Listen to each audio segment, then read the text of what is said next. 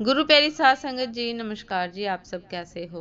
आशा करती हूँ बाबा जी के श्री चरणों में अरदास करती हूँ कि मालिक की कृपा से, निरंकार दातार की मेहरबानी से आप सब बहुत खुश होंगे, मौज बहार में होंगे और अवश्य ही भजन सिमरन में होंगे। साध संगत जी, मैं हाजिर हूँ आज आप सभी से एक बहुत ही खूबसूरत साखी साझा करने के लिए। उम्मीद करती हूँ ये साखी आप सभी को बहुत पसंद आएगी। तो साथ संगत जी, चलिए आइए समय ना गवाते हुए साखी को आप सभी से साझा करते हैं जी।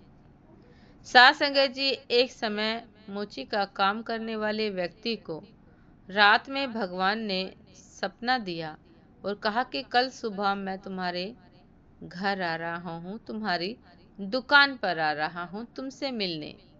मैं तुमसे मिलने तेरी दुकान पर आऊंगा। साथ संगत जी, मोची की दुकान काफी छोटी थी और उसकी आमदनी भी काफी सीमित थी। खाना खाने के बर्तन भी थोड़े से थे। इसके बावजूद वो अपनी जिंदगी से खुश रहता था। एक सच्चा, ईमानदार और परोपकार करने वाला इंसान था। इसलिए ईश्वर ने उसकी परीक्षा लेने का निर्णय लिया। साथ संगत जी, मोची ने सुबह उठते ही तैयारी शुरू कर दी। भगवान को चाय पिलाने के लिए दूध, चाय पत्ती और नाश्ते के लिए मिठाई ले आया। दुकान को साफ कर वह भगवान का इंतजार करने लगा। उस दिन सुबह से भारी बारिश हो रही थी। थोड़ी देर में उसने देखा कि एक सफाई करने वाली बारिश के पानी में भीग कर ठिठुर रही है। मोची को उसके ऊपर बड़ी दया आई और भगवान के लिए लाए गए दूध से उसको चाय बनाकर पिलाई। दिन गुजरने लगा।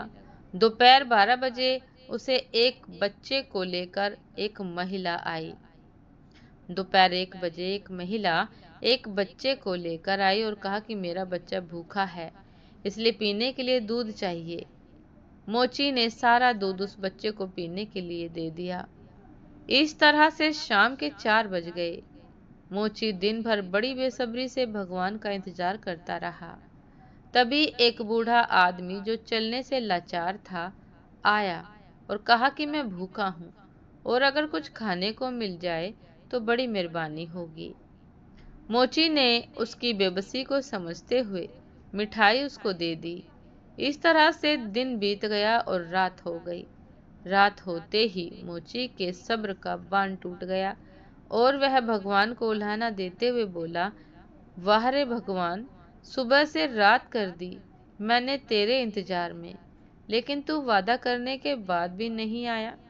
क्या मैं गरीब हूँ इसलिए नहीं आया? क्या मैं गरीब ही तुझे बेवकूफ बनाने के लिए मिला था?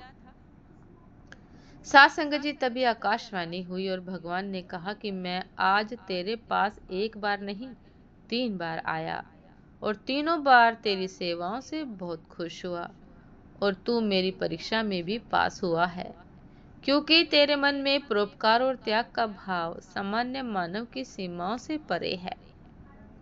सात संगत जी, इस साखी से हमें यही सीखने को मिलता है कि किसी भी मजबूर या ऐसा व्यक्ति जिसको आपकी मदद की जरूरत हो, उसकी मदद जरूर करनी चाहिए, क्योंकि शास्त्रों में कहा गया है कि नर सेवा ही नारायण सेवा है और मदद की उम्मीद रखने वाले अभावग्रस्त और लाचार लोग धरती पर भगवान की तरह होते हैं, जिनकी सेवा से मन की शांति के साथ एक अलग संतुष्टि का एहसास होता है।